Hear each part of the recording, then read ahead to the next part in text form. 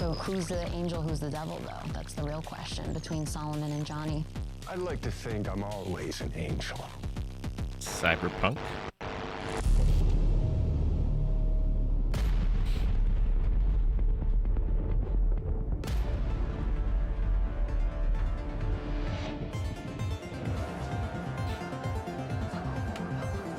Gonna be an X. This lightning creates.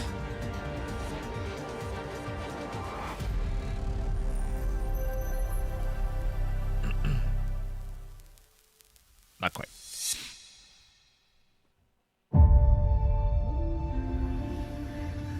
All right.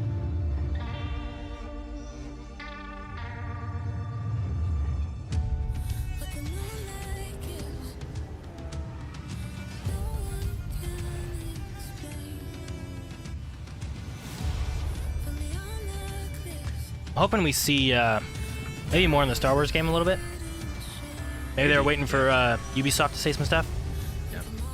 I haven't gone back and watched any of the behind-the-scenes stuff that we didn't watch yet. Sure, yeah. They had like another extended video of that. It was just narration of what we'd already seen. Might get a deeper look into Fable, Sure. which could be cool. Next.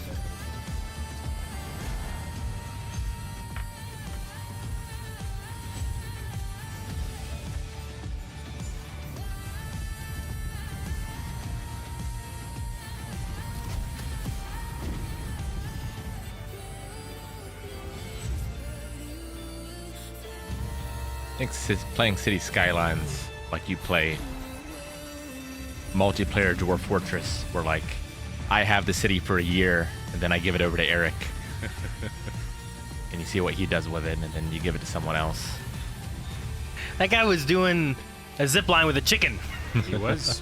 That could be fun. Do you mean like a literal year or like a year in the game? Like a year in the game.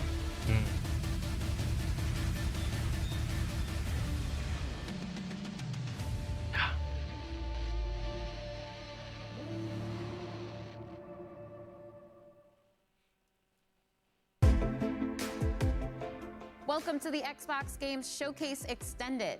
My name is Tina Amini, and I'm here to dive a little bit more into the games you saw at our recent Xbox Games Showcase. That's why I'm hearing double. Showcase featured 27 ambitious games, all coming to Xbox. Games like Clockwork Revolution from In Exile Entertainment, Fable from Playground Games, and from our partners, Star Wars Outlaws from Ubisoft Massive in collaboration with Lucasfilm Games, and Kunitsugami, Path of the Goddess from Capcom. That game looks interesting too. I'd like to see more about that game. Other games from our showcase lineup and introduce you to some more games too. We've got the game director of Avowed from Obsidian Entertainment breaking down the game's trailer, and the game director of Hi-Fi Rush from Tango Gameworks is here to tell us about their newest update. You'll also hear from Sarah Bond, head of the Gaming Ecosystem Organization for Xbox, who will tell us more about a program to bring games from underrepresented developers with unique visions to Xbox and Game Pass.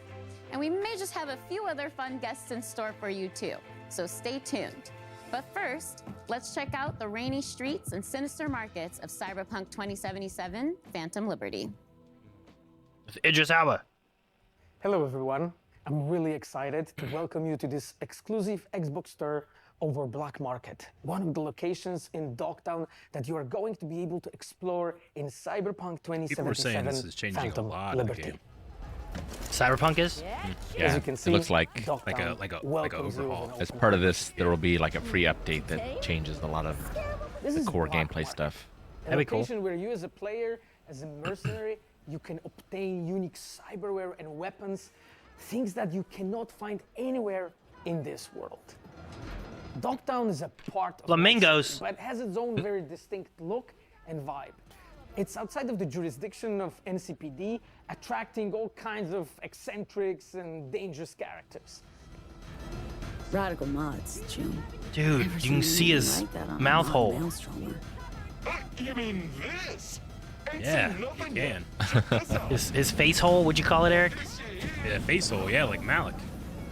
We have put a lot of work into making the world feel more His alive. elbow Snow flamethrowers. scenes, secrets to 100% find, burn Easter myself. eggs. I feel like, yeah, it's a Make dangerous this place to put feel those. more vibrant I mean, and more believable. guess if your body's metal, it doesn't matter so But much. what's Sure. inescapable in Dogtown is Kurt Hansen.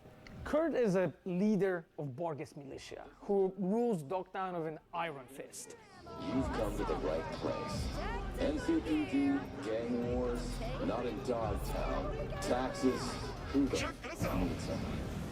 In Dogtown, I keep your business safe as long as you abide by my rules. A really nice guy, as you can see. Yeah. The black market also is a place where you can find new illegal weapons and goods. They are some of the most powerful items in the world. Arms hanging from the but are ceiling. often much more dangerous to use. A new cyberware capacity system, which leads you to push your body to the limit and give you new abilities to deliver more thrilling gameplay Watson experiences, or like the new air dash episodes. or Wednesday at the 10. ability to see the enemies through the Watson. walls, or That's the change your next Sherlock appearance Holmes to show. lose the heat. Yeah, they really should have Targets launched is with the the authorities of Dogtown, cyberware and capacity they are thing. more dangerous than It's one of the coolest NCPD. things about the When Edge you as Runner a show. player Where like commit if you crimes put too in much Dogtown, cybernetics in, they are the guys then who you are go going to chase. psycho. We have completely overhauled But the that wasn't police. present All his Cyberpunk, actions the game are until more now. Believable, dynamic, and diverse. The team has been working passionately to deliver you more deeper and meaningful experience, and I really cannot wait for you to find out more this September. See you in Dogtown.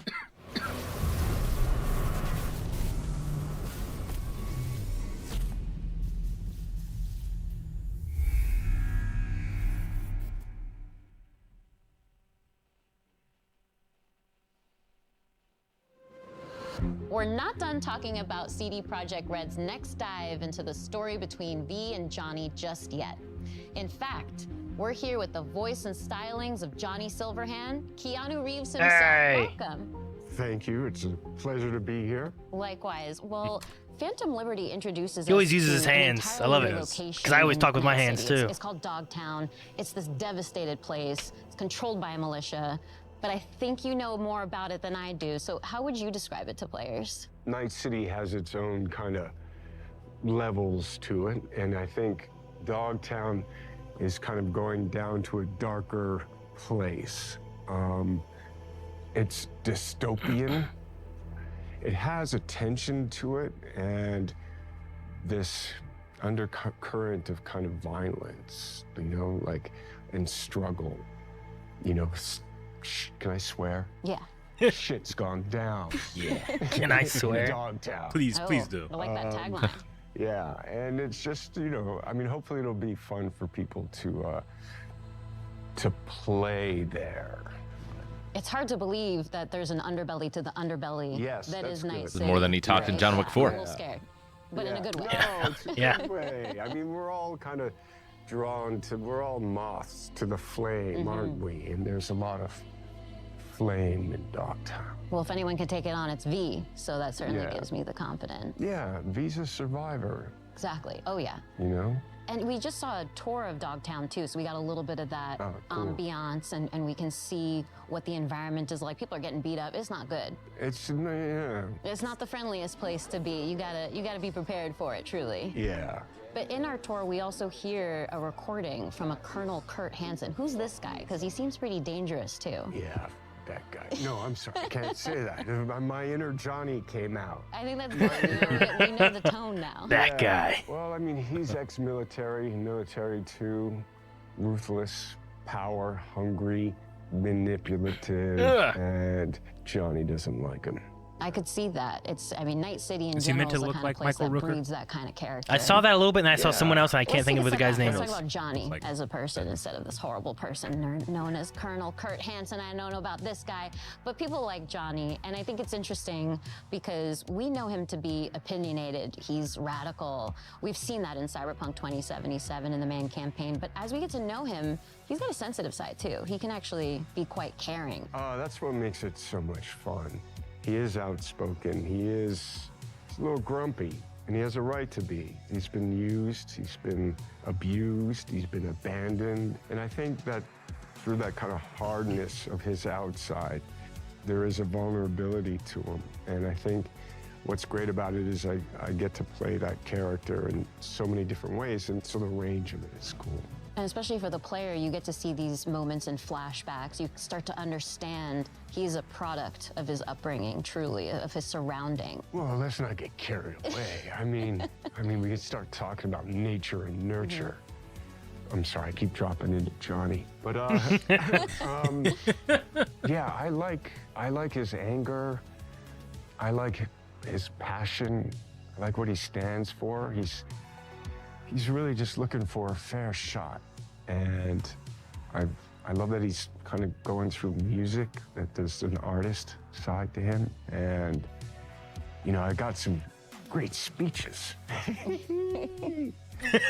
That was him, wasn't it? With Johnny, where a tiny little thing, you know, elicits this really fun response. You can flip him off, and he double birds you back. Like, I love those kind of moments.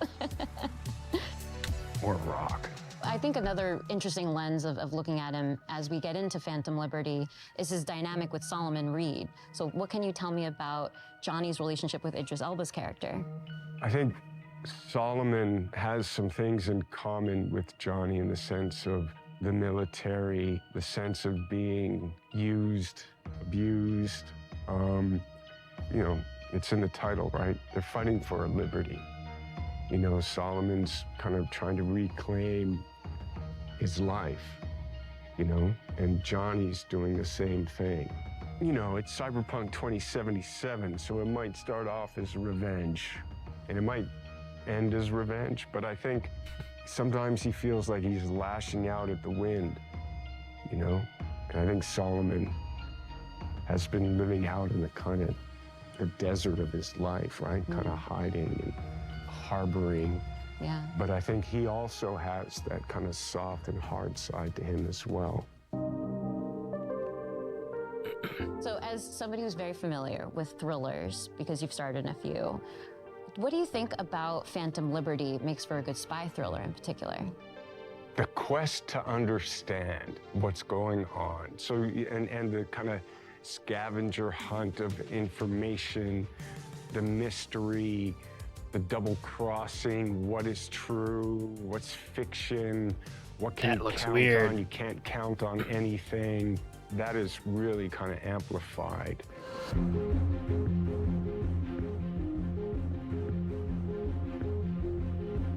Well, thank you so much for coming out to another Xbox presentation. You've got a lot of fans out there in the Xbox community, so I think I can speak for all of us in saying we really appreciate you showing up here today. Oh, well, thank you. But before I close things out, yeah. Well, before I close things out, I'd love your help here, Keanu. How do you think Johnny would end this interview right now? Well, there's a lot of ways you could do that.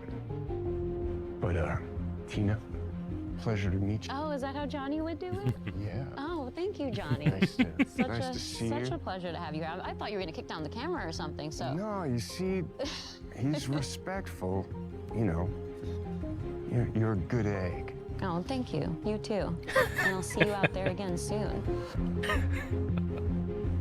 Have we had Keanu Reeves and Nick Cage in a movie together? We can put those two together in a game or something. I'm not. I'm trying to think of Keanu Reeves and Nick Cage in any movies, and I don't think they've been in.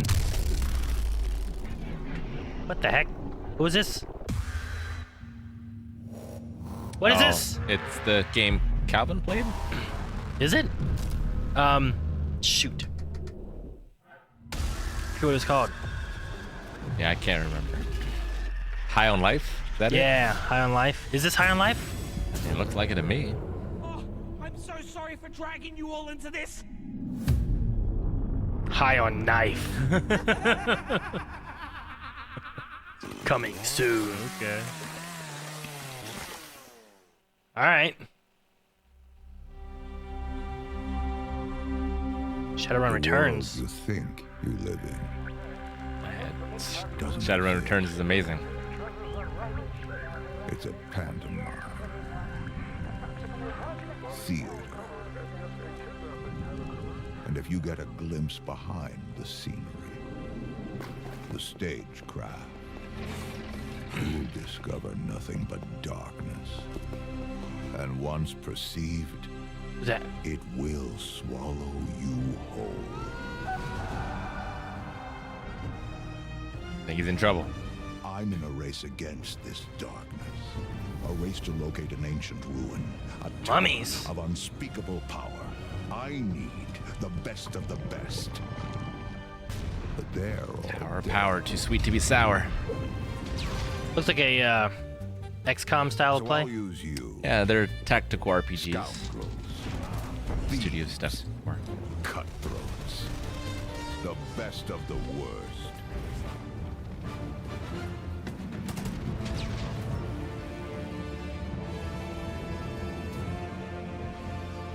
Oh, come now. Try not to look so glum. Oh, jeez. It threw him in the fire. You're going to help me save the world.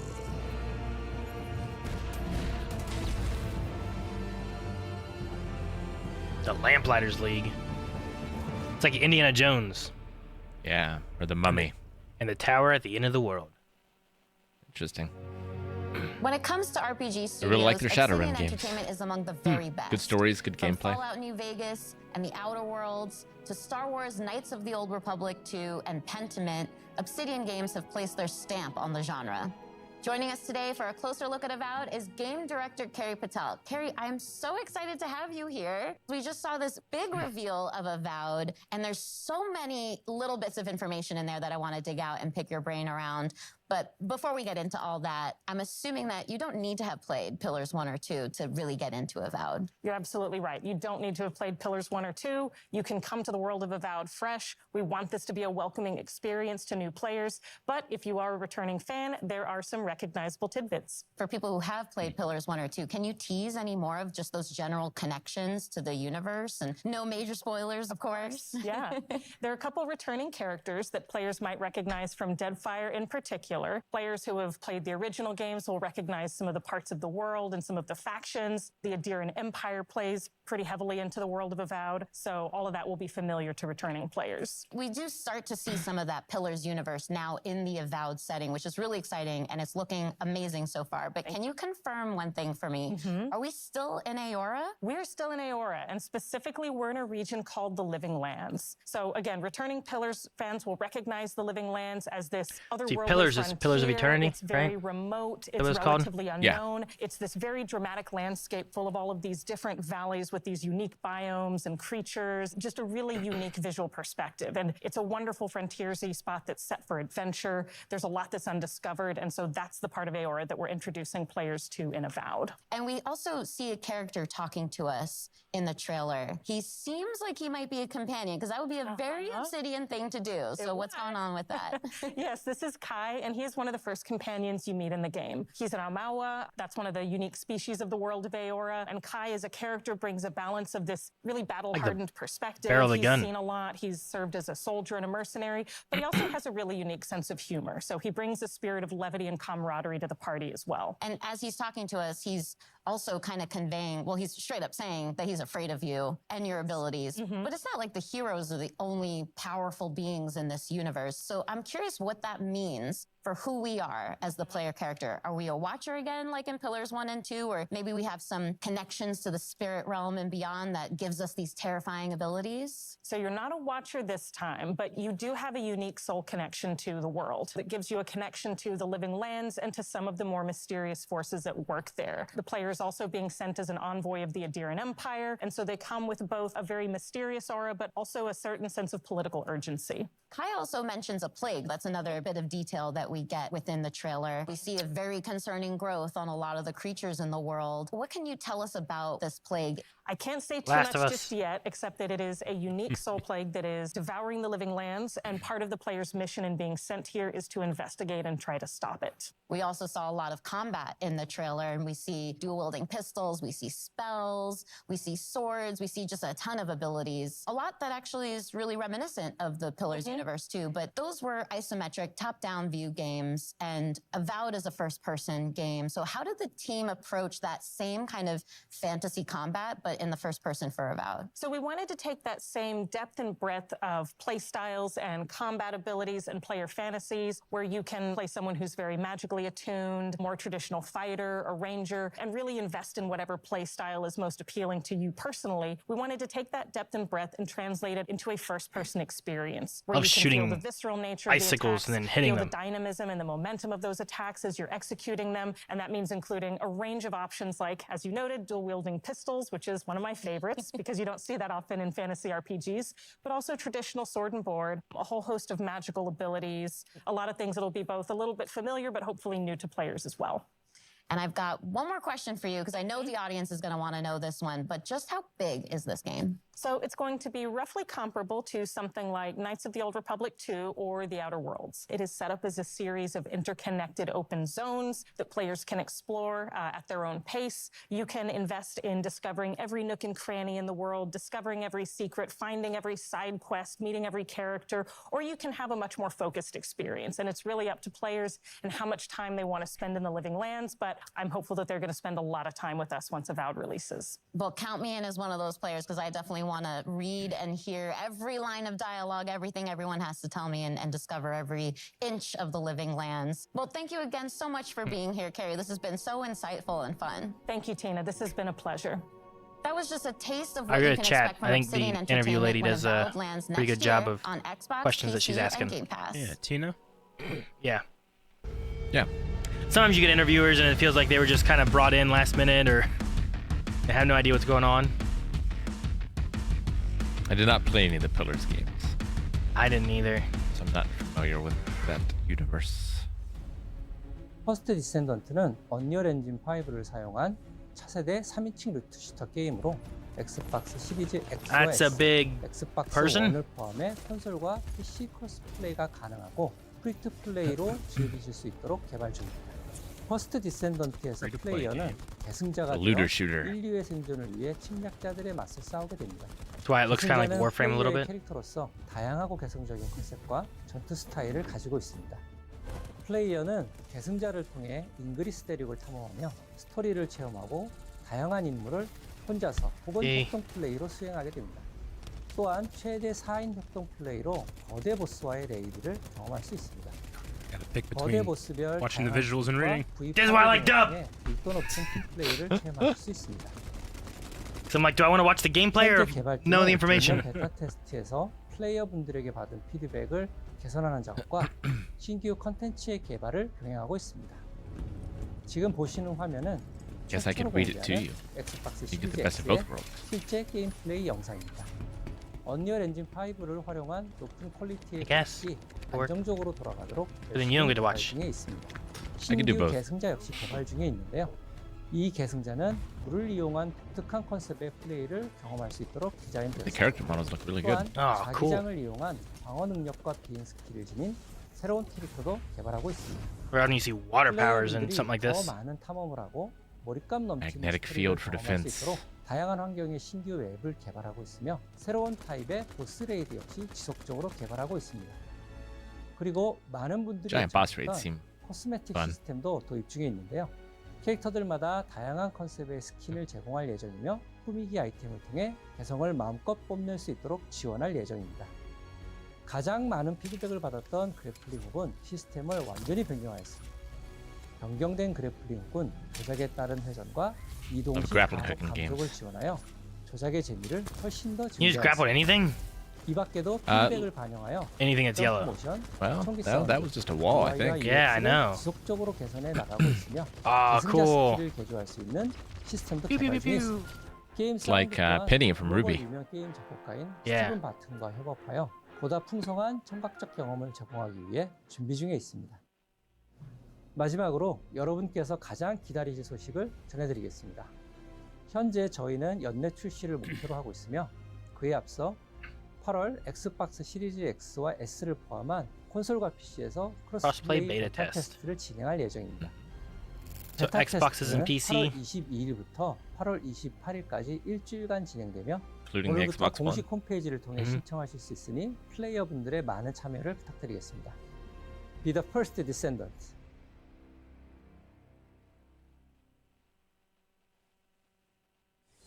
It actually looked cool. I like the look of a lot of it. When we were wrapping up Banner Saga, Tell me it wasn't a looter talking shooter. about what is it we want to do next. We earnestly started with the idea of making a game that was hopeful, that it was a triumph of the human spirit. Something that had a lot of replay ability. Yeah. Something that you can Banner Saga was not that. really explore for It was for a very long time. depressing. There are different worlds that we want to explore. Towerborne is that game.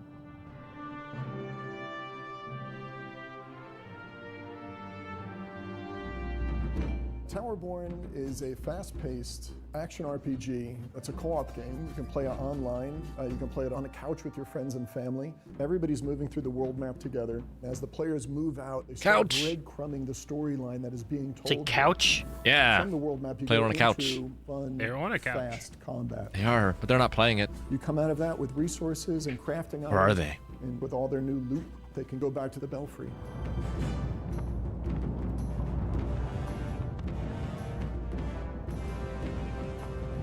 The Belfry I love me a hex is map. the player's safe haven and humanity's safe Nothing gets me haven. more The excited. player can customize their appearance, But a square their map. loadout, talk to Nope. all these different NPCs. Octagon the world map. itself is a mix of 3D and 2D. Hex is We best. definitely wanted to have that kind of beautiful background that you see in animated movies. Towerborne is all about humanity's last chance at survival. Humanity is clinging to hope and clinging to this tower. It is your mission to try to hold the forces of darkness at bay, to give humanity a chance at survival. The most important thing about the gameplay is it's just fun. And it kind of just amplified its fun the moment you added another player. All of the players can build their character in a way that's specific to them. It just turns into this back and forth exploration. Like, let's try to do this one combo, and then let's see if you can do a follow-up. From He has a couch Sheikah co-op symbol on his perspective, hand. that's just really fun because Yes. With there's no not tier. too many couch co-op games anymore. It's not sad. I'm They got hoping Zelda stuff. in 5 years from now, it's in a place that I never even would have thought of. It's a seasonal game, which is different for us. Players can expect a new storyline with new quests, new biomes. We'll be rolling out new gear, new monsters, new bosses. Expanding on the content in a continuous, organic way, so it just becomes a living world.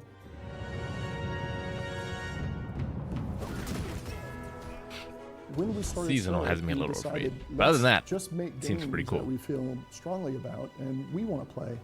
We had to find Seems- the is it right side-scrolling? relationship with a publisher, and I think we found that with Yeah, Xbox. I think so. They've It's like a enabled us to make beat 'em the up game that we wanna almost. make here. Sure. It feels I kind of like, honestly cannot wait for the shoot. community to see the game that we're rolling out here. Towerborne Oh, what's it is, called? I really believe something unique. I can't help you. I don't know what it's called. It was a 4-player beat 'em up, Castle Crashers. There you Oh, go. okay. Kind of reminds me of that a little bit, but with more like RPG elements in it. That's the first thing that came to mind, but I was like, you can't possibly mean that. I kept getting held up on it. What the hell is that thing? Is this 76? Fallout? Yeah. Or is it something else? I don't know. Fallout 76? Once in a blue moon, you can get a werewolf. Okay. You guys are like 5 seconds ahead of me. I'm sorry. It's okay. Hello, I'm John Rush, art director. No, it's all right. 76. I hope you enjoyed the world premiere of the trailer for our Once in a Blue Moon update coming June 20th. Free to play for anyone who owns Fallout 76. The blue moon has risen over the hills of Appalachia, bringing with it a ton of great new content for players. What is that? It includes new cryptids like the Bear Blue with Devil mage, like. and Ogwa to threaten the progress I've of been to the those Blue hills. Caravan. I've seen worse. Ogwa? That snap turtle thing is cool. Yeah, no, it's We've scary. also got Tanky. 2 new public events, Almost as scary as a real snapping both turtle. of which give you a chance to earn caravan and cryptid themed rewards. 2-headed cow. Defend the middle mountain pit stop from waves of monstrous creatures and safe and Maybe we should play this and explore the hills of West Virginia. We can do that in real life, Aaron. Rick, that sounds dangerous. You wouldn't want to go outside in the woods. Season 13, we've also You're right. got a new scoreboard called Shoot for the We can just do it Stars, virtually. which celebrates the stars of the I just have to have a buddy. Buddy gives system. you a chance Buddy to earn system? cinema-themed rewards.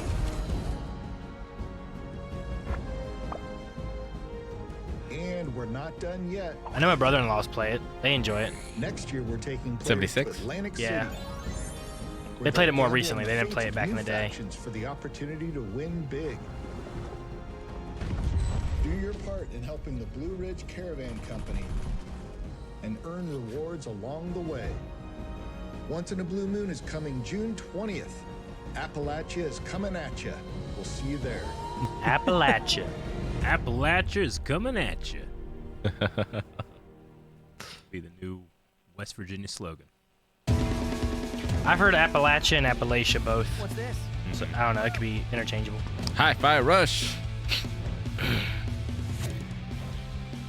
2 new game modes.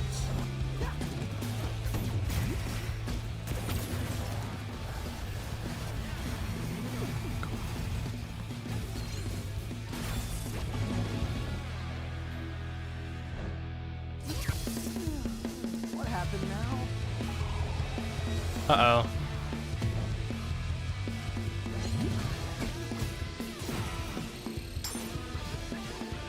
This is like a rhythm beat 'em up?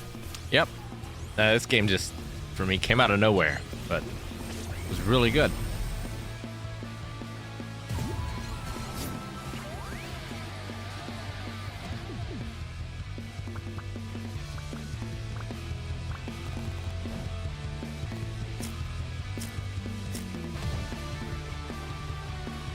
Advance notice this time, coming soon. Because it came out of nowhere, Rick. It really did just come out of nowhere. Luckily, word of mouth was good enough, I think. A lot of people got to experience it. I never heard of it. I think it was up We've for just seen a new trailer for updates coming Game to Award Hi-Fi Rush called last Arcade year, right? Challenge Update. No joke, there's literally exclamation points in there. That's not just me. So here to explain that and more about the update is game director John Johannes. Welcome to Showcase Extended, John. Really glad to be here. Exclamation points? They have to be in there. Yeah. It feels It's style. It's style. Yeah. It's a style thing. Well, Hi-Fi Rush is such a stylish game in general. I think that's one of the things that people really excitedly pointed out when we shadow dropped the game in the developer direct earlier this year. But making a brand new IP is always a bit of a risk. Your studio's known for kind of scarier games like The Evil Within and Ghostwire Tokyo. Can't deny that. But yeah, this type of game is something I just always wanted to make personally. And I just thought music and action work so well together. And after I had finished working on The Evil Within 2, it just felt like the right time to try something new. And our studio's always been about just making fun games. It doesn't have to be about a certain genre. We're not about making one specific thing. And fortunately, there's plenty more of that content to come because we just saw an absolutely jam-packed trailer. So I'd love for your help in breaking down all the details, all the stuff going into this update. Sure, there's a lot, so bear with me. Everything in this mode is unlockable once you finish the game, and you'll unlock an arcade cabinet in your hideout. And by accessing it, you get 2 new modes. One is called BPM Rush mode, which takes the gameplay up to like higher speeds than we've ever done in the main game. And the other is called Power Up, Tower Up, which is a new sort of randomized spin on the rhythm tower mode that we had in the original game. And included in this mode are 5 new original songs to play to, as well as 2 brand new enemies. And then there's special attacks and this whole meta system for unlocking upgrades and rewards. And that's all I can think of right now. I love that there's so much to unpack there, but let's rewind. Let's talk about just BPM Rush for now. Sure. It was described in the trailer Her nails as say effectively Xbox. Hi-Fi Rush's equivalent of a turbo mode. Can you explain that a little bit more? Yeah, early on, the team was like, how There's fast definitely can an we X on like go? her index finger, And but I in didn't see game, what the we rest of the kinda fingers settled had. at, about a max 160 BPM, but this mode really takes it up to 200 BPM, but we sort of ease you in there. It's a gradual upgrade until it eventually gets so fast, you just gotta sort of think on your feet and naturally react to the rhythm in the combat of the game. I personally love that there's a lot of accessibility settings in the game too. It makes it so that you can adjust the game to your own comfort level. But this is a post-game challenge. It's meant for when you've gotten into the rhythm of the game. So I'm curious if you have any pointers just Xbox X's. as far as how to tackle that challenge. As an action game, I think a lot of people want that sort of next level challenge, another way to use their abilities in a new type of environment. This mode does that by putting you at the high speed. But we also have multiple difficulties. We have an easy mode for people who want to experience what that's like, but maybe are not in tune with that sort of high difficulty that's accompanied with this stuff. But then we have a casual normal mode as well. And then we have, after beating those modes, we can unlock an EX mode, which takes up to a hard level where damage is multiplied and keeps you at that high BPM throughout the entire time. But there already was a post-game challenge when Hi-Fi Rush launched. It was the Rhythm Tower mode. You mentioned that briefly earlier. That's the one where you face just increasingly difficult combat. So how has that evolved with the power-up, tower-up mode? So the Rhythm Tower mode was kind of like a very curated experience. And while it was very challenging, you can prepare, go in and sort of customize your character, know what you're getting into. And in this mode, we flip it to the almost opposite end. Chai starts off downgraded. We actually remove all your abilities, and you have to earn them back by fighting waves of randomized enemy sets. And after every wave of enemies, you get to choose from a series of power-ups that can gradually increase your stats. Each of these upgrades comes with either bonus or negative modifiers as well to the gameplay, so you can take more risks or less risks depending on which upgrades you pick. And again, those upgrades are randomized each level, so you really kind of have to have an understanding of the systems and not quite master them, but have a good grasp if you want to go in and come out on top. Well, as I mentioned earlier, it was a really Sounds a little packed like trailer. the There was a Hades lot of information in upgrade there. system. It's a chonky update. So what else have you got for us? Because I feel like there's more on the table there. Yeah, so by playing in the two modes, you unlock these rewards through these challenges that are connected to these two modes. And in those rewards are things like accessories for Chai and new costumes for Chai 808, and even as well as fan favorite Corsica. We have new modes for the photo mode as well. Things like new filters. We have new poses for the characters. We have stickers that you can place on the photos now. And then there are some extra hidden secrets that we don't want to give away right now, which, as you know from our game, we like to hide in there and we like people to find, which is always fun. And then in conjunction with this release, we're also releasing a separate costume pack, which is a kind of take on what the characters would look like if maybe this game took place in a different time period. Ooh, a little tease. I like that. And there's some really fun-looking stuff in there, so. Well, thank you again so much for coming out all the way from Japan to Showcase Extended, John. I'm super glad to be here. That's all we have to share about the new update for Tango Gameworks' Hi-Fi Rush coming soon. Now it's time for us to return to the second era of Tamriel and the Elder Scrolls Online. ZeniMax Online Studios debuted the trailer for their upcoming expansion at Showcase, and today they're here to break that trailer down for us. Like, you're not going to get the next Elder Scrolls, but we'll give you more online stuff. We got to finish Starfield first, you know? Yep. The Crom. Hey everyone, thank you so much for watching the Xbox Showcase. I'm Rich Lambert, the creative director on Elder Scrolls Online. And I'm CJ Greb, I'm the project art director for Elder Scrolls Online. One of the really interesting things about Elder Scrolls Online is it's different than really any other game out there. It's not your typical level-gated world. Go anywhere, you can explore in any order you want to. You really can hop in at any moment, play with anybody, can play any part of the game. And any story. And of course, I mean, we're on Xbox Game Pass, you know, the biggest open world RPG on Xbox. And if you're at all a fan of Elder Scrolls, you can go places that you maybe have never gone before in an Elder Scrolls game. And do things that you've never been able to do. There's so many different activities to participate in. You know, housing. We've got lore hunting and antiquities, right? There's the dungeons and the trials. And you can, of course, always revisit lands that you've been to before. We've got Skyrim, Morrowind. Yeah, and they're different times. You know, we're almost 1,000 years in the past. Come in by yourself, come in with friends, but don't worry that you're ever not going to have something to do, because there are adventures everywhere you go. Everywhere. We had an awesome trailer during the showcase. Necrom, Hermaeus Mora. Yeah. What's it all about, Rich? Hermaeus Mora is this Daedric god of knowledge. He's not good, he's not evil. He is just focused on cataloging the world and collecting everything he possibly can to study. And what you kind of see in the trailer is Mora kind of always on guard, always looking over and watching what's kind of going on. And you get to see some nostalgia in there as well from the Dragonborn DLC in Skyrim with the yellow-green skies. The vast inky sea, the stacks of books. I'll still never forget the first time you showed us the initial concepts for everything made out of books.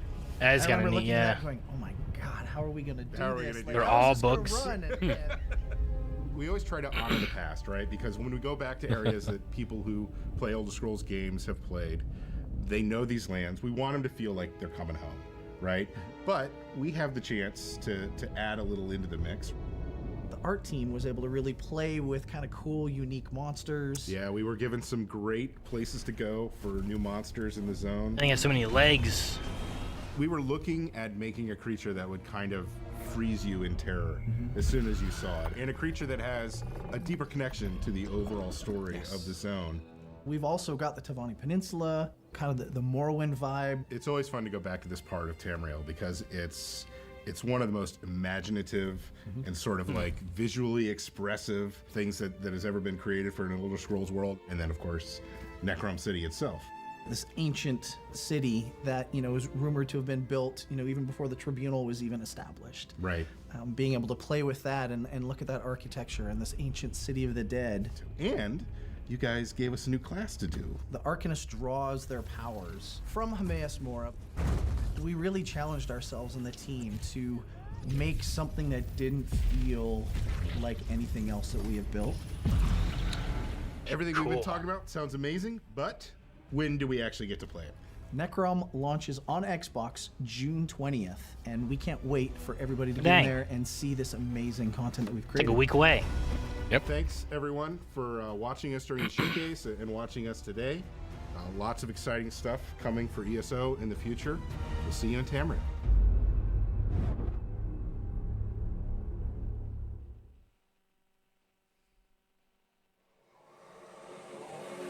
Kinetic.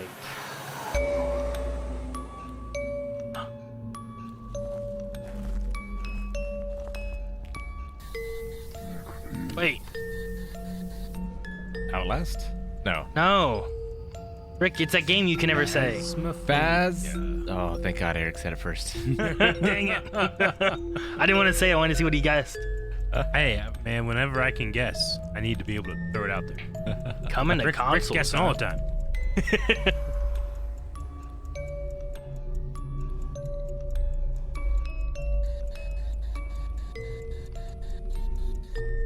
For Christmas, Evie wanted the Phasmophobia ghost hunting kit.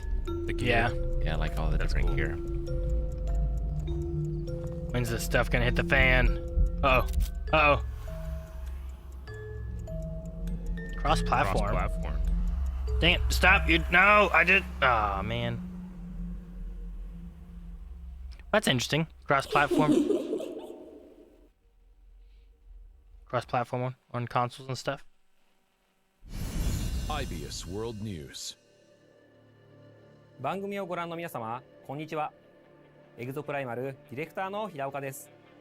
まずはじめに、3月に開催しました第1回オープンベータテストに多くのエグゾファイターの皆様にご参加いただきました。アンケートや SNS を通じてたくさんのフィードバックをいただいております。今後の開発に活用させていただきます。ご協力ありがとうございました。さて、カプコンショーケースはご覧いただけましたでしょうか。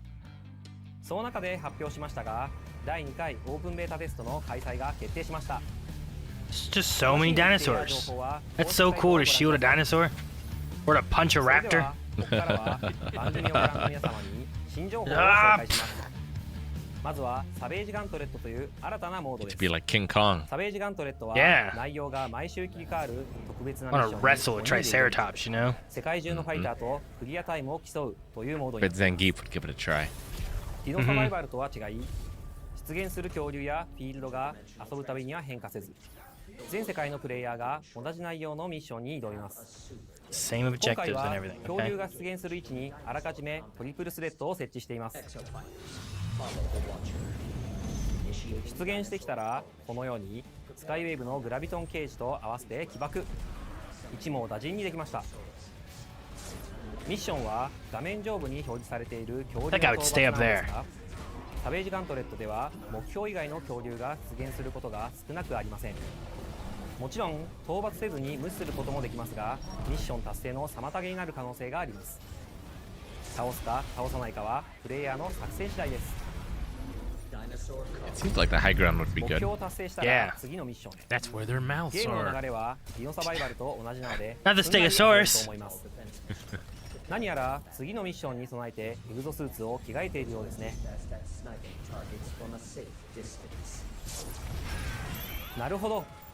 スナイパーネオソーが離れた位置に多く出現するのでビジラントに着替えたようですね。フレームネオソーも出現するのでフロストロックで動きを止めて集中攻撃の Dinosaurs have チャンスを snipers? 作り出せますね。 What? It said sniper ま neosaurs. た一列に並んだ恐竜もブレードで足止めしてから倒す作戦のようです。 Whoa. 道中では大型恐竜が複数体出現することも。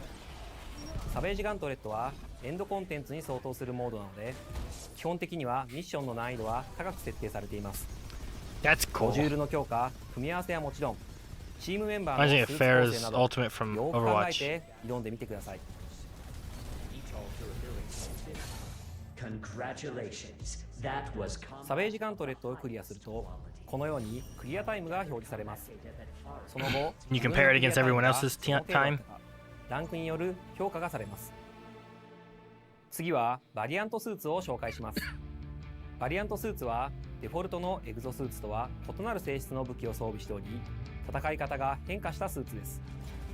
デフォルトのデッドアイはアサルトライフルを装備していますが、デッドアイアルファバーストファイヤーはショットガンとバースト射撃を切り替えられるバトルライフルを装備しています。敵との距離に応じて射撃を切り替えながら戦います。他のバリアントスーツも特別にちょっとだけお見せしますね。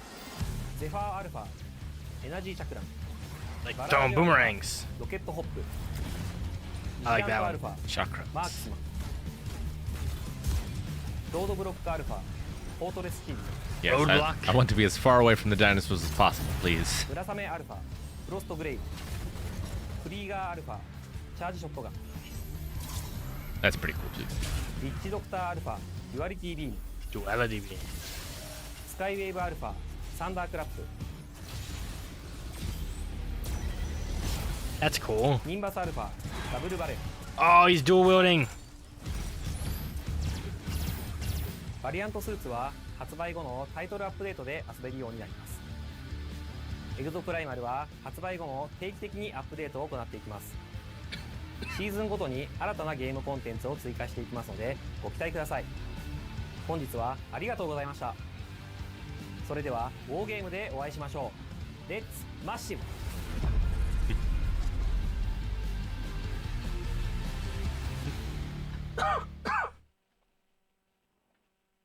Every time you die, you're legally obligated to say clever girl. From the team at Capcom and how they're building Exoprimal in partnership with the community.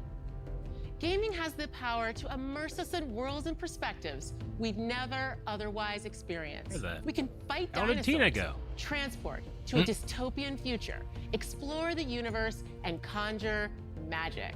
Eric's like, who the hell are you? No matter where we are on the planet, the language She started we off speak, the what we look like, last or our presentation. physical abilities. Yeah, the original one. That is why Yeah. it's both an absolute imperative and an incredible opportunity that games represent all of us. That is why we created the ID at Xbox Developer Acceleration Program to help underrepresented creators and stories in the industry shine. We call it DAP. DAP already includes more than 100 DAP? emerging developers, and they've launched 30 incredible Dapper Dan, games man. like A Damn Space for the Unbound, Validate, and Hoa. And there are many, many more in the works. Let's take a look at these amazing games coming up next from ID at Xbox's Developer Acceleration Program. Like from 360 and beyond, Microsoft has been good about helping indie developers. Ah, she's gonna lick her to death. A role-playing musical.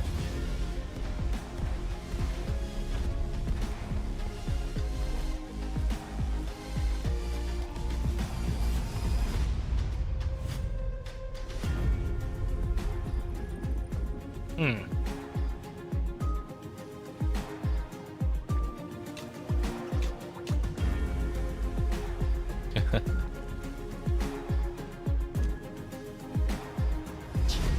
a picture of like the plant growing. We saw something on this game before. Yeah. I remember that. I think it was last year or year before.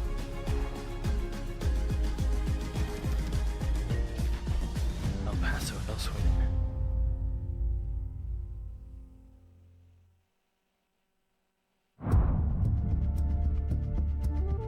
This one looks good. Ah. I got a call from my good friend Flight York sim. Newman, the head of Microsoft Flight Simulator. He told me about this The environment looks so real. world opportunity. So I'm here in Budapest, the capital of Hungary. York, he's around here somewhere. Let's go find him. York! Hey, Paris. It's great to see you. Yeah, great to see you. Thanks for coming to Budapest. Of course. What am I doing here? I'll tell you on the way. We have a boat to catch. A boat? Yep. We don't have a plane? Nope. Come on, Paris. Nope.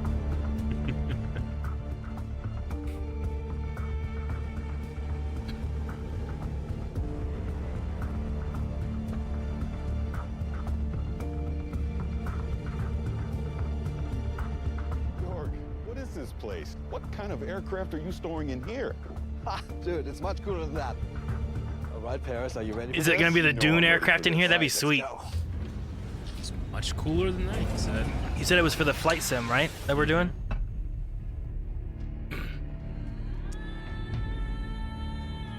I think you're right, Eric. What's the thing called? I forget what they call it. Dune. This is it's incredible. a hopper, right? Come on, I want you to meet someone. Hey, how's it going? Oh. How are you, man? Ornithopters. That's Okay. Paris, I would like to introduce Patrice Vermette, Academy Award-winning production designer of Dune. It is very nice to meet you. I'm a huge fan of Dune. Now, Patrice, can you tell me, what is this place? Well, this is the warehouse where we actually keep most of the props and the set deck elements that we used on Dune Part 1 and Part 2. Now, York, how did all this get started? So it goes back to November 2021. Dune had just hit the movie theaters worldwide, and we got a call from Legendary, and they had the idea that we bring an ornithopter into Microsoft Flight Simulator. And me being a lifelong science fiction reader and fan, a big, huge fan of the Frank Herbert books, how could I say no? Okay, now it makes sense after seeing the trailer at the Xbox showcase. I understand why you brought me here. You guys want to take a look? Because we actually do have a couple of ornithopters here if you want to see. You want to take a look? That would be awesome. Yeah, let's do it. All right, let's do it. All right.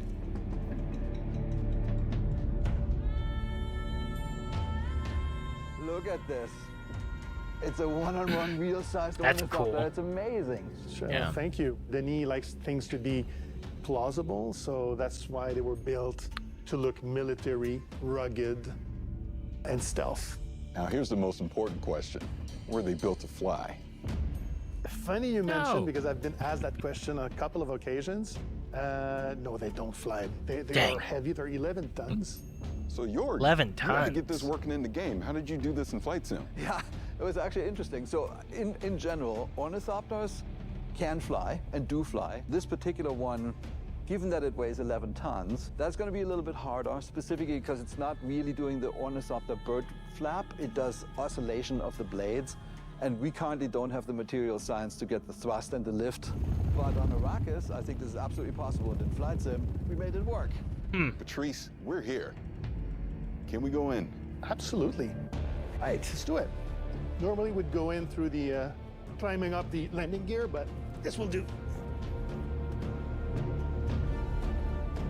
Yeah, so what's cool about this, Paris, is that all those buttons are actually realistically hooked up to the system. Master engine switch, what you're doing there above those, the red, are basically all the lights. And as you notice, it's all analog because in the world of Dune, there's no thinking machines. Thinking machines have been illegal for 10,000 years. Yeah, that was actually fascinating when we implemented it. Because it's a science fiction, we thought, oh, it's glass cockpits, everything's going to be computerized. Like, none of it is. This is a very practical helicopter almost like from the 1960s. So Jorg, in the first movie, the Thopter was able to do a lot of cool moves and maneuvers. You're going to be able to reproduce that in Flight Sim? Oh yeah, totally. I mean, the really cool design that you guys came up with is each blade is independently controlled. So each blade has its own lift and thrust. And that means it can go from a really stable hover to a steep dive and back to a glide instantaneously. I would just say thank you that you designed such an awesome and realistic machine, because that's what we do. We bring realistic machines to life. But if you want to see a little bit more about the game design, Absolutely. I have something for you. Absolutely, I'd love to see. So it's a realistic design, but he doesn't think it could fly on Earth. It would have to just be on Arrakis. You are a Atreides Wow. pilot Yeah, we don't have the on Arrakis flying materials. an ornithopter. Here is what we built. We basically built this section of Arrakis. I don't know if the Here's gravity's the different on capital Arrakis city or of not. Arkeen. Yeah, I don't know. Here's the botanical garden. We have that as well. And the first thing we do is we train you up.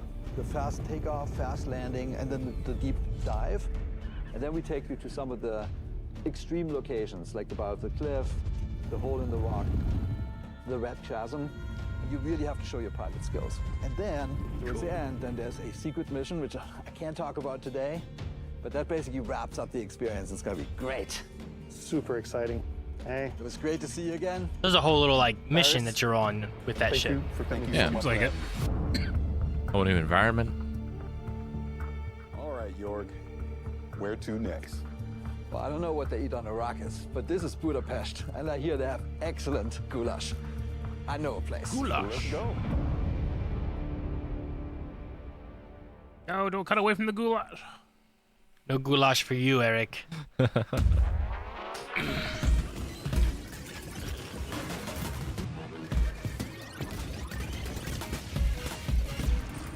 It's Sonic with a gun. It's more like Samus Morph Ball. It's Super Monkey Ball Okay. with a gun. Nah, it's not like that either.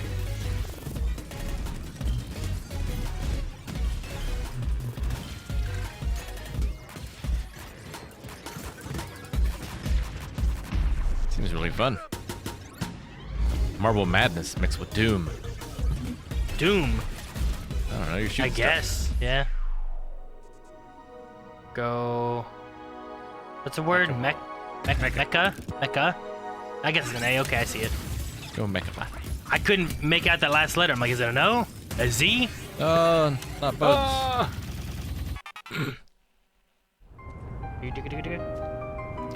Lies of P.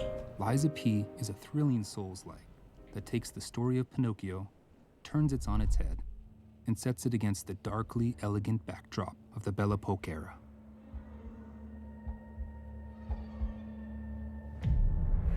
Finally, we meet. You are awakened by a mysterious voice.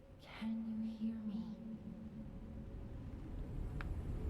You must adapt yourself and your weapons to face Feel like there untold were horrors, mind-altering untangled, unfathomable substances secrets involved of the in city's the elites. creation of the And idea choose of this whether game. to confront I'm trying to think when predicaments you get with to the like, truth, all right, guys, we're gonna make a or Dark we Souls rise to type of overcome game, them you know, on the Souls-like. journey to But we need a find world to be in. Anyone got any ideas?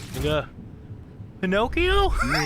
Like what? Pinocchio's, Fire that man. but steampunk. Yeah. Of the hundreds of possible combinations with different It respective seems unique, experiences, you know? performances, attack motions, and patterns. Each and every blade. Like, and look, that's so candle has creepy. its You know, all these like distinctive puppet fable robots coming Fable after you. arts is a Definitely. special combat skill that can be casted by consuming Fable slots. Fable slots can be charged again through combat.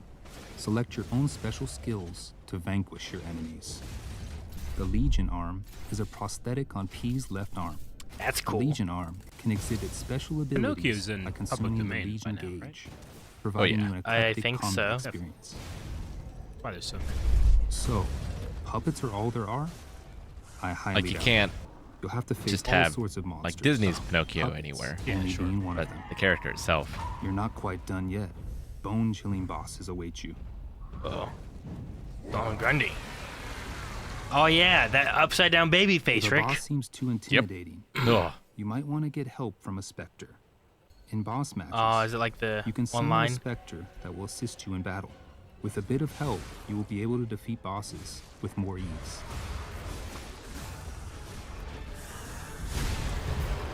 The P organ is a system that allows you to upgrade your character. Use quartz to optimize P to your liking. Within the P organ, you can select which slots to unlock depending on your preference. There will be times when you will be confronted with choices where you can give comfort to others in sorrow or despair by lying, or you can choose to tell the truth. If you lie, does your nose get bigger? Maybe your nose is your sword. Own path. You always be lying.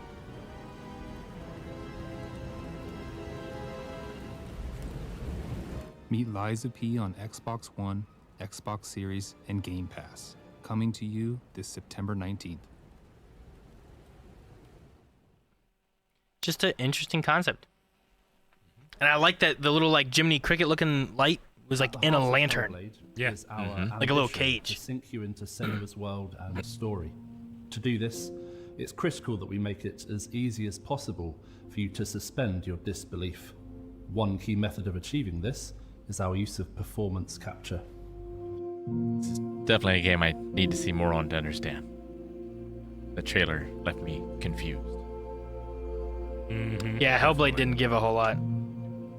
What I want to achieve on stage is to get the best performance and best storytelling from the actors, and then to get that into the game as faithfully as possible. That's a hell of a job name. What's your job title? I am Shoot, what was the first word? Whatever. Principal Production Ninja. There was a social media ninja. That's his beginning. Cool. You should just put ninja at the end of all of our job titles. In the game where it's just Senua and the Furies, and we have an opportunity to connect with the player one-on-one. Are they? Where are you? What do they want? I don't like it. I'm scared. This is too bad. At this point in Senua's journey, she's had her confidence eroded. There's a lot of doubt. And she needs to find within herself a spark of hope, that strength that she has in order to continue on. Everything I've done has led me to this place. We've come so far. While this scene is relatively simple, the scale and complexity of our performance capture has multiplied to meet our creative ambitions on Hellblade 2. We shot the first Hellblade in the boardroom of our old studio. It was very MacGyvered together. In the new studio, we have a custom-built mocap space, which has pretty much everything we could have dreamed of. We've got projectors, so we can recreate sets on the ground if we need to. We've got loads of props that we have available to us at any time, so we can build sets. I remember We need a coming mocap into room. interview and seeing the setup down there, and immediately being impressed. Just mocap by reactions.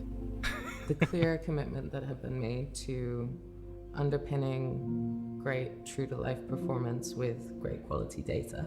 So we've got a lot more cameras this time around. They're kind of top of the line at the moment. And in the kind of space that we have downstairs, we have nearly wall-to-wall coverage, which is really impressive. And is not something that is common. It's certainly a step up from a few cameras set up in a boardroom. With our setup, we can push even further on our ambition of bringing through as much of our actors' performances as possible into the game, even down to the most nuanced of movements. So when you've got a optical system like ours set up and calibrated well, you can track performers' movements down to the millimeter. So we can see somebody shuffling their finger along the table or just wiggling them very gently. You can see hesitation and breath. There's no need to push the action and overact. You can just be your character. I'm here now. What we want is the best performance possible, the best immersion possible for the player, and that's why we go to these lengths, just to try and get that extra fidelity of performance into the game. What do you want me to do? With performance capture being at the heart of our character movement, our props and staging had to facilitate our vision. I don't want to give any spoilers away, but there is going to be a boat in the game.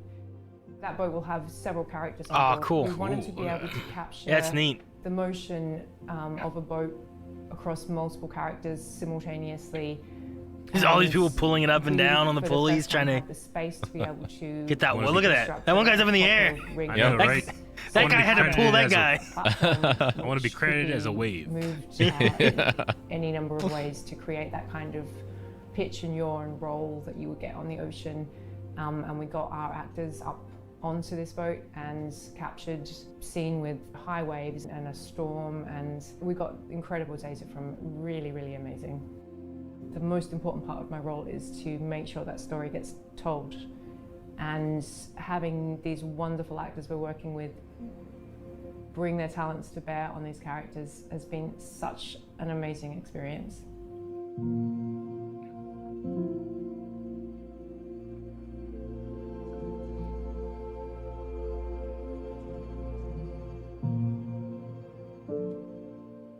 I have to look at the first Hellblade, I guess, to get a good grasp of how the game plays.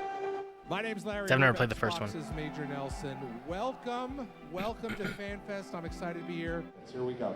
Let's roll that video.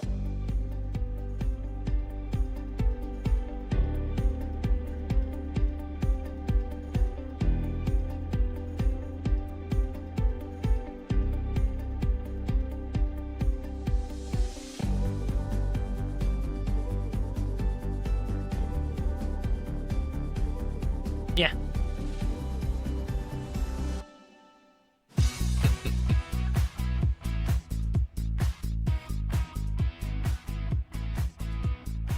It was the E3 we went to where they had the tattoo parlor, right? Or was that Star Wars Celebration? Celebration has that. That's right. Yeah, I don't think E3 did. I don't remember at E3.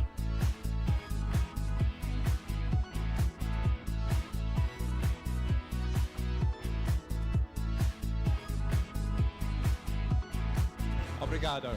Won't even get like a little Pokeball tattoo, Aaron? We need to get some likes on our Star Wars vlog. Fanfest Melbourne is playing awesome And then he has to get a tattoo. Japan. I don't know what you're talking about, Eric. Yep. There is so I much believe going it on was here tonight. 25,000 likes. I think it's at like 2,000 maybe. I haven't Yeah, looked a in a couple while years. though. I'm worried. Better be careful you don't like sign up for the Yakuza. Wrong tattoo in the wrong place.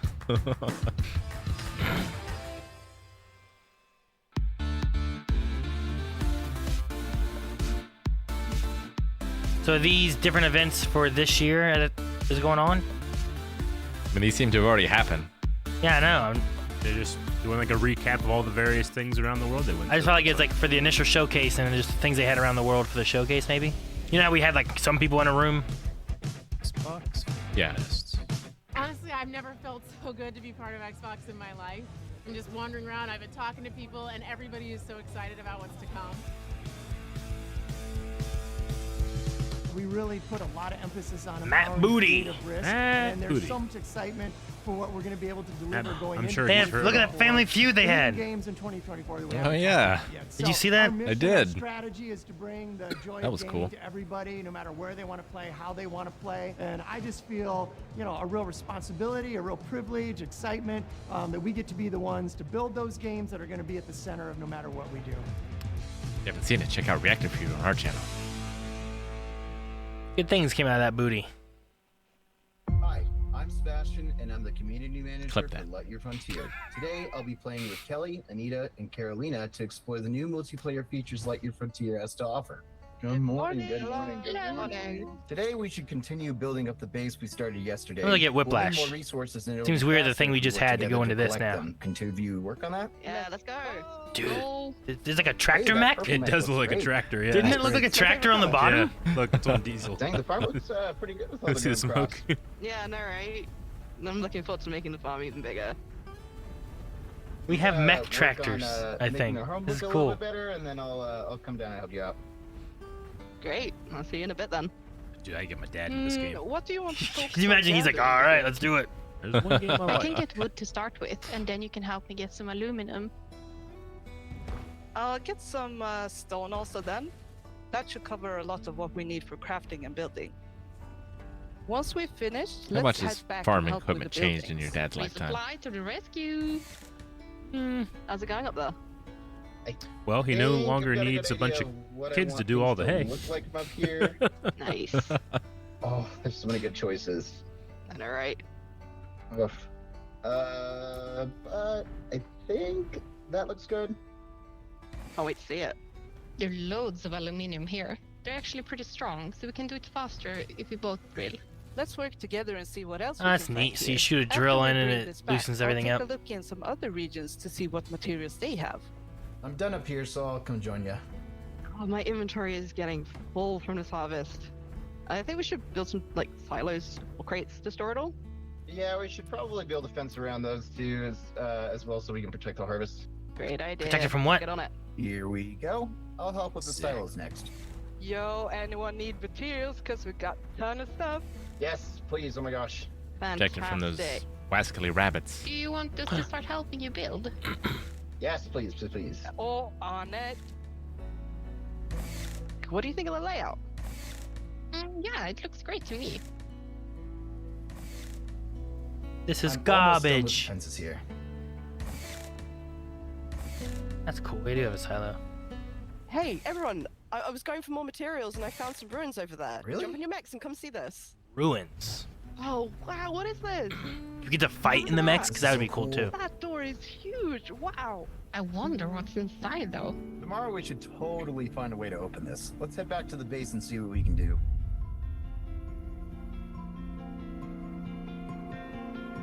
No, what's in the ruin? The heart of the mountain. The Lightyear Frontier. Kind of like the name. Yeah. Eric, you should play that and do mech farming when it comes out. I'd mech farm. Mech I'd do farm. that. But what are they protecting it from? Is it just I don't come in know. winter? What's in the ruins? I don't think you need fences for the coming winter. I mean, there can be pests and stuff that you keep things out. I suppose, yeah. I don't know why you'd have your silo inside of the fence with the crops. It's okay. We can design it differently. Yeah, we can. Oh. Just follow my instructions. Fedora. Lord Halibut was that like stop motion game, right? Yeah. Welcome. Hey, Neon White, Rick. Oh, Neon White, yes. Oh yeah, I forgot. I'm like 5 seconds ahead. Neon White is great.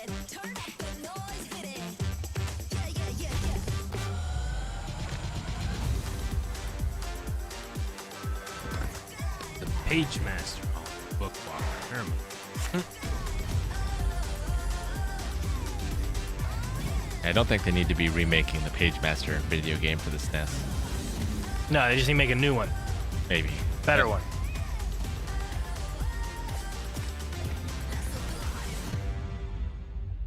Game Pass. Dude, Game Pass just seems worth it. Every year, I feel like in I our just need to get Game Pass, and that's how I showcase, play there's games. one game that kind of pops for me, something I'm very interested in. This year, we got to announce 33 Immortals from Thunder Lotus, and I'm here now with Stefan and Will to walk They're gonna through play a the demo of game? which I've never played before. Looks First like it. time. We Sweet. have 33 people online. Incredibly excited about I want to this. see So 33 we're people in gonna this jump game to see if it's something I want to play. I love the idea of having 33 people in one match. Immortals is a co-op action roguelike for 33 players. You play a damned soul who must rebel against God's final judgment. Damn soul. So there are 3 of us here today on stage, 3 upstairs, and 27 people joining us from Montreal in the studio. Hi, everyone. And we are ready. That's us. Everybody's spawning in. That's us. All right, Phil. This over is there. I wonder how you do a 33 roguelike, multiplayer. 33 people. Yeah. Like I you're don't just know. waiting Number if of you die. characters for a That's why I'm so multiplayer game. curious. Yeah. How did you come up with 33 players? We were searching for a significant number where we can all play on the screen. Yeah. We stay together on the screen, so 33 felt good. 32 felt good. But as the game is inspired by the Divine Comedy, the medieval poem from Dante Alighieri, written in the 14th century. And this poem has 3 sections: Inferno, Purgatorio, Paradiso.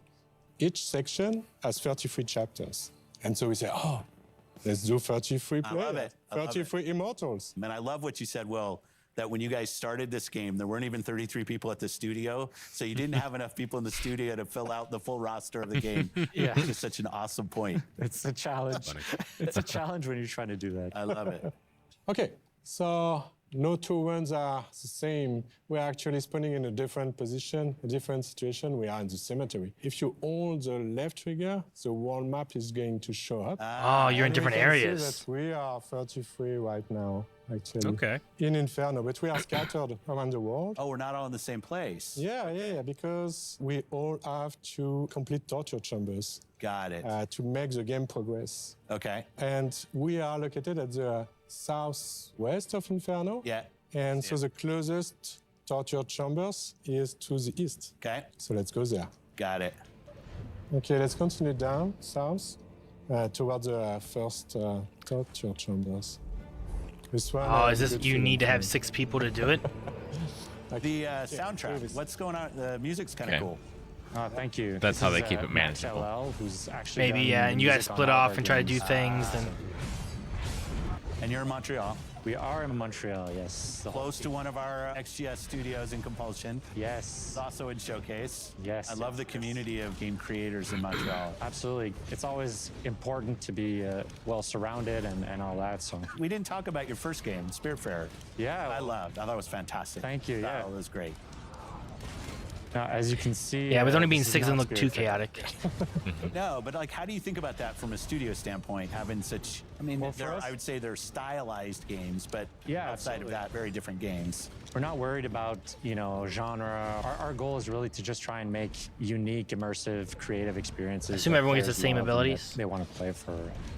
Random roll, us. like- I love that. Or at Yeah. least in the beginning. This guy who's getting out of my comfort zone sometimes. Okay. All right. What do we do? So we have completed a torture chamber. So we have achieved a first step in I got left behind. That's what you're saying. defying God. Yeah. Oh, they're back on us. Whoa. Well, we gotta Okay. face the wrath of God. What? Oh no. Dash, dash, dash. Is it mortar fire? What's going on? I can't. I have like 0 health. New torture. No, I got to get out of here. Where are you? Well, why weren't they in the torture chamber trying to help I us? want to know what happens when you die. Okay, these range. God is getting angry. Get out of there! Yeah. Whoa. We're getting hammered right now. Okay. Come on. Okay, here's a guy. Can you revive me? Revive me. Yeah. Just. Oh, little moving. ghost spirits have to go find people. One up. Yeah, I'm up. Oh, watch I'm up. out! Okay. Oh. Thank you. Oh no. Run. Oh, this is the holy fire. Oh, there's fire! The holy Oh my Now gosh. we're in holy fire? The wrath of God. Okay, I'm ahead of it. Okay, so we unlock the Ascension battle. So that's the last battle. Here, can we before get this? Can people jump in my heels? Yeah. I'm in. Oh. Dang. I tried to do the heal. Don't mind me, the wandering There's a healing soul. aspect. That's kind of cool. Save me, please. I'm like a zombie. Maybe someone. Did I mention I'd never played before? Oh, no, that guy's dead Oh, too. I died too. That's cool that you kind of turned like a little ghost you float around. It's like Yeah. Phasmophobia. Carry us. But I think you can be Maybe we're revived not still alone. too. There's a lot of enemies in this small space. Gonna try to not move. Okay. Don't move, and hopefully someone is going to be able to revive you. Okay, good. Oh, I'm in. I'm up. I'm in. Okay. Okay. Back. Okay, I'm back. Yeah, thank you. So this is the last step. I think it's my last. All right. Okay. Yeah. We did it? Yeah, we did it. Yeah. Well, yeah, we did it. Yeah. Yeah, we did it. So now we've ascended. You were dead. That was first chapter of first book. Is that how I should think about it? Yeah. It's the first world, so it's Inferno. Yeah. Each region has its whole big set of challenges and everything, And this is all on the map. and its final boss fight. That's what this is. Well, since we've basically come through unscathed so far, this should be easy. Like crying?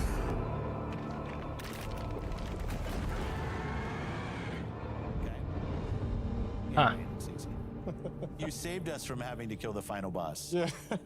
It's a bit of a tease. Ah, I like it. I like it. Well, best of luck to you and the team and everything that's going on. Can't wait for this game to come out. I won't ask for the date because I know that's unfair.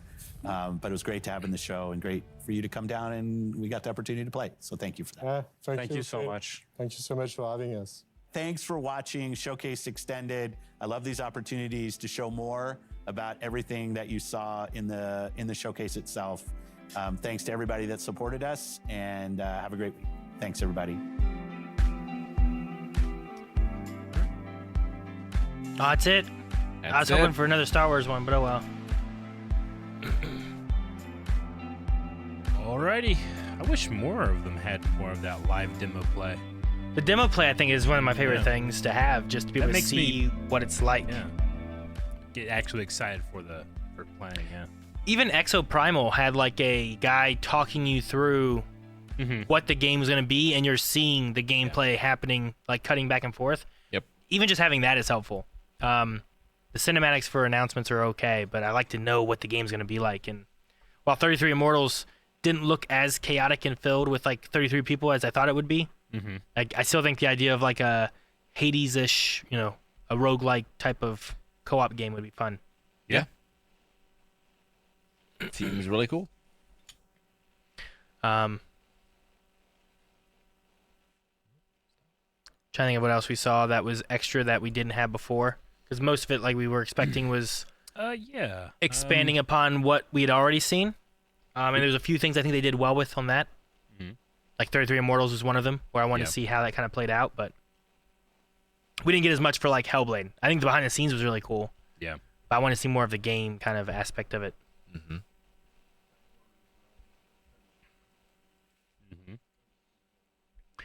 There was more with Cyberpunk. They showed us the what they call it, the Dogtown. Dogtown. Dogtown. They showed us Dogtown and kind of what that looks like, and then talked with Keanu Reeves a little bit about what was going on with dropping things. into Johnny. No, he seemed to have a lot of fun with that role. It's really cool.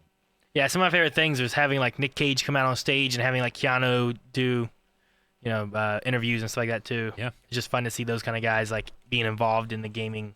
Yeah, I mean, I haven't played Cyberpunk. I know that obviously its launch was a little rough, but it seems like the universal I like this is Keanu Reeves. So they're probably like, all right, we're launching this DLC. Get Keanu here. All right, goodwill will come. People are like, oh, okay, we'll see what that. Yeah, I wonder if it was that, or I wonder if that was part of the deal all along. Yeah, like maybe, how I far don't in know. advance this DLC was planned. I think having the idea of what's the update they're doing for like the whole game. Yeah. So like there's an update as well as this new stuff to hopefully get people where it's like, hey, that game didn't play like I wanted it to, but hopefully with this update everything's fixed and it plays better, Yeah. Especially since from what I understand, there's a DLC that's going to cost money to buy, but there's an update that everyone's going to get, even on the old game, right? Without the DLC. Yeah, that's what I understand it to be. That's that's what I was understanding from it too. So I think it's a good way to maybe entice people back to the game that maybe dropped out, being like, hey, a DLC is coming out, and we're changing up the game to better it, so that people who fell out, week one because it was glitchy or What's problems. the most successful game that's got over that hump? Final Fantasy 14. Final Fantasy 14? Yeah, Where 100%. it's like on launch, everybody's not happy, and then everybody is happy. Final Fantasy 14? Yeah, I would say that's the number one. Yeah. I think next is No Man's Sky, probably. I'd say No Man's Sky is definitely in the top 5 for sure. Okay. But yeah, I know Final Fantasy. I've heard stories. I didn't play it back in the day, but I've heard stories of like over the time they got the game to what everyone likes and people loved it. Gotcha. Okay. Well, hopefully Cyberpunk gets on that list. Yeah, if you are going back like all time, I think Street Fighter 2 is up there as well. Okay. Yeah, I was looking at games that had a terrible launch and then got better. One of on the list is Sea of Thieves, which I can kind of understand a little bit. I felt like it didn't have as much right away, and then like now there's so much different things you can do in that game, Yeah. Battlefront 2 had a bit of a rough launch too. Remember that. Anyway, after that we had High on Knife. Not High on Life. High on Knife, yeah, which I feel like that one was announced here. Like that wasn't something that we that saw seemed new to me. before. I wonder if what's the Rick and Morty's guy's name? I wonder if he's Justin Roiland. Yeah, I wonder if he's involved in that game Yeah. at all or not. In the high on knife game. Yeah. I know a lot of the charges against him were dropped, but I haven't kept up on that story or anything, so I'm not really sure. Me either. Then we had the Lamplighters League and the Tower at the End of the World. That was like the Indiana Jones meets, I don't know, XCOM kind of game. Yeah, by the Shadowrun developers. Yeah. They made good stuff. That seems fun. Sure. Avowed, which we've heard about Avowed a lot. Which is the Pillars one. Yeah. I was trying to see here what I had that was new. The first Descendant, has that been announced yet? I don't Or is this the believe first so. one? I haven't If heard it of has, I don't remember it being in the past showcase or anything. Yeah. But I think that one looked interesting. That was the looter shooter. Yeah. Kind of game. Yeah. Co-op And- looter shooter. Which seemed interesting. Towerborne was next, which I think was one of my favorite looks in the show. I quite liked it. Yeah. No, I'm pretty excited about Towerborne, especially couch co-op. Curious to see how that's going to work, how the season stuff is going to work. Yeah. In particular. You don't get couch co-op as much anymore. Nope. Yeah. Not enough. Then And we had games being $60. It's hard to like buy something for Maggie, Eve, and I to play. Yeah. Sure. If it's not couch co-op, you got to buy 3 games. Yeah. And even on on PC, you just have to buy 3 games. Yeah. If it's like, oh, this is an Xbox exclusive, like now I need 3 consoles. Yeah. You know, right. it's like I can't do that. We then had Fallout 76 Once in a Blue Moon, which was like a werewolf update, and a snapping turtle, snapping turtle, or something like that. It looked really Turtle. The turtle was cool. Yeah, Jake has a point too. Like Xbox Game Pass, like was on list of so many things. Like getting Ooh, yeah, three Xbox Game Passes, especially since it works on PC and on Xbox. Yeah. Yeah. I mean, it definitely has more value to it than I think like some of the other like Switch and Sony PlayStation Plus and that kind of stuff has right now. Yeah. Which is really What's- nice. What's the pricing on Game Pass? There's different modes, right? Different ones? Okay, gotcha. Yeah, there's one that includes PC. Yeah. And one that doesn't, at the Okay. very least. I think it's like $15 a month for one of them. I was trying to look the actual because I don't know what they're at now. If prices have changed. There is a $14.99 as well as a $9.99. Okay. Okay.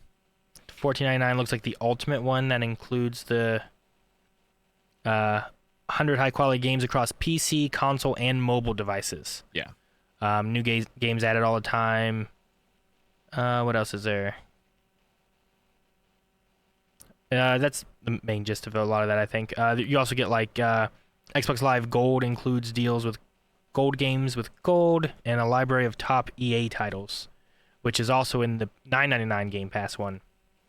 But that one has unlimited access for over 100 quality games on PC, or you can get the Game Pass for consoles for $9.99. So you can pay $10 a month for console or for PC, or $14.99 a month right now for both. Okay. And then the PC Game Pass one also includes the EA titles, whereas the Game Pass one on consoles does not. Got it. Which is interesting. We then had Hi-Fi Rush Arcade Challenge, which you had said was a game that just dropped out of nowhere. Yeah, Hi-Fi it came Rush? out in January, I think, and it just kind of appeared. I can't remember what it was a part of, but yeah, it just kind of dropped, was there, caught people by surprise.